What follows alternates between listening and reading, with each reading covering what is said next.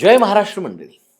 पुणे आणि पिंपरी चिंचवडच्या व्यावसायिक वर्तुळाला हादरवून सोडणाऱ्या केतन अग्रवाल मृत्यू प्रकरणात मोठा आणि धक्कादायक ट्विस्ट समोर आलेला आहे. सुरुवातीला हा अपघात असल्याचं मानलं जात होतं. लोणावळ्यातील प्रसिद्ध लोहगड किल्ल्यावर ट्रेकिंग दरम्यान तोल जाऊन केतन अग्रवाल दरीत पडल्याने त्याचा मृत्यू झाल्याची चर्चा होती. मात्र आता पोलिसांच्या तपासातून समोर आलेली माहिती संपूर्ण प्रकरणाला वेगळंच वळण देते. कारण हा अपघात नसून पूर्वनियोजित कट रचून केलेली हत्या असल्याचा दावा करण्यात आलेला आहे. आणि सर्वात धक्कादायक बाब म्हणजे या प्रकरणात केतनची होणारी पत्नी सिया गोयल हिचंच नाव समोर येत आहे. मग नेमकं काय घडलं? केतन अग्रवाल कोण होता? त्याचं लग्न इतकं चर्चेत का होतं? सिया गोयलला हे लग्न का नको होतं? आणि लोहगड किल्ल्यावर नेमकं काय घडलं? आजच्या व्हिडिओमध्ये आपण पाहणार आहोत केतन अग्रवाल मृत्यू प्रकरणामागची संपूर्ण इनसाइड स्टोरी. नमस्कार मंडळी, मी PK भांडवलकर आणि तुम्ही पाहत आहात सत्ता मंच. बातमी नव्हे तर बातमी मागचं विश्लेषण. मंडळी, चला तर मग मुद्देसूद पाहूया नेमकं काय घडलं होतं. मुद्दा नंबर 1, कोण होता केतन अग्रवाल? व्यावसायिक घराण्याचा तरुण वारस केतन अग्रवाल हा पुण्यातील प्रसिद्ध उद्योगपती विशाल अग्रवाल यांचा मुलगा होता. अग्रवाल कुटुंबाचा व्यापार आणि उद्योग क्षेत्रात मोठा प्रभाव मानला जातो. केतन हा कुटुंबाच्या व्यवसायात सक्रिय भूमिका बजावत होता आणि भविष्यात व्यवसायाची धुरा सांभाळणारा वारसदार म्हणून त्याच्याकडे पाहिलं जात होतं. व्यावसायिक वर्तुळात त्याची ओळख एक तरुण, शिक्षित आणि महत्त्वाकांक्षी उद्योजक म्हणून होती.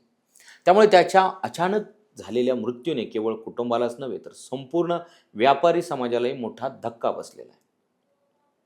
मुद्दा क्रमांक 2, दोन बड्या व्यावसायिक घराण्यांचं big fat wedding. Ketan Agarwal याचा विवाह पुण्यातील मार्केट यार्ड परिसरातील प्रसिद्ध मसाला व्यापारी गोयल कुटुंबातील सिया गोयल हिच्याशी ठरला होता. या विवाहाकडे दोन प्रभावशाली व्यावसायिक घराण्याचा भव्य मिलाप म्हणून पाहिलं जात होतं. जयपूरमध्ये अत्यंत आलिशान पद्धतीने लग्न आयोजित करण्यात आलं होतं. पाहुण्यांसाठी विशेष व्यवस्था करण्यात आली होती. इतकंच नाही तर लग्नासाठी तब्बल 2 विमानं बुक करण्यात आल्याची माहिती समोर आली. त्यामुळे हा विवाह आधीपासूनच व्यापारी आणि सामाजिक वर्तुळात चर्चेचा विषय ठरला होता. पण लग्नाच्या काही दिवस आधीच घडलेल्या या घटनेमुळे संपूर्ण आनंदाचं वातावरण शोकांतिकेत बदललं.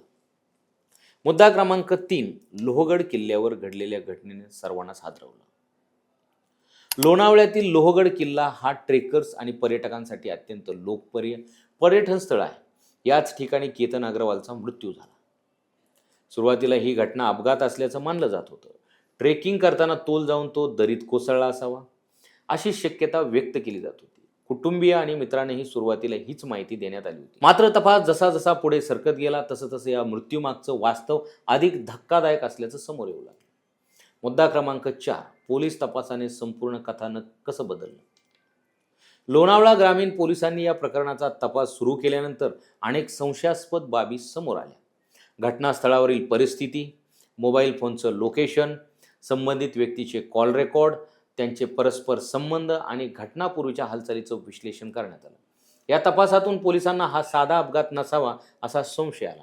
त्यानंतर तपासाची दिशा बदलली आणि पोलिसांनी हत्या झाल्याच्या शक्यतेतून तपास सुरू केला. याच टप्प्यावर या प्रकरणात राज्यभरात मोठी चर्चा निर्माण झाली. मुद्दा क्रमांक 5, सिया गोयलला हे लग्न का नको होतं. पोलीस तपासात समोर आलेल्या माहितीनुसार सिया गोयल हिला केतन अग्रवाल सोबत लग्न करायचं नव्हतं. हा विवाह तिला मान्य नसल्याचं तपासात समोर आल्याचा दावा करण्यात येतो. कुटुंबियाच्या इच्छेनुसार हा विवाह ठरत असताना तिची वैयक्तिक भूमिका वेगळी असल्याचं सांगितलं जात आहे. पोलिसांचा दावा आहे की याच कारणामुळे तिने केतनला आयुष्यातून कायमचं दूर करण्याचा निर्णय घेतला. या दाव्यामुळे प्रकरणाला आणखी गंभीर स्वरूप प्राप्त झालेलं. मुद्दा क्रमांक 6, मित्राच्या मदतीने कथित कटाची आखणी. मंडळी, तपास यंत्रणाच्या माहितीनुसार हा प्रकार अचानक घडलेला नसून त्यासाठी आधीपासूनच नियोजन करण्यात आलं होतं. सिया गोयलने आपल्या काही मित्रांच्या मदतीने हा कट रचल्याचा आरोप आहे. केतनला लोहगड किल्ल्यावर नेण्याचा प्लॅन तयार करण्यात आला. त्याच्या हालचालीवर लक्ष ठेवण्यात आलं.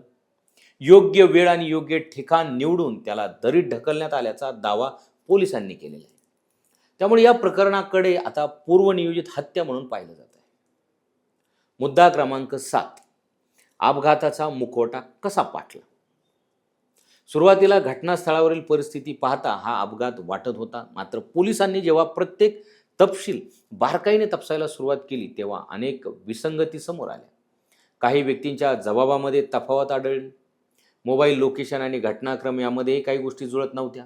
तांत्रिक पुराव्याच्या आधारे पोलिसांना संशय बळावला आणि तपास अपघातापासून हत्या या दिशेने वळाला.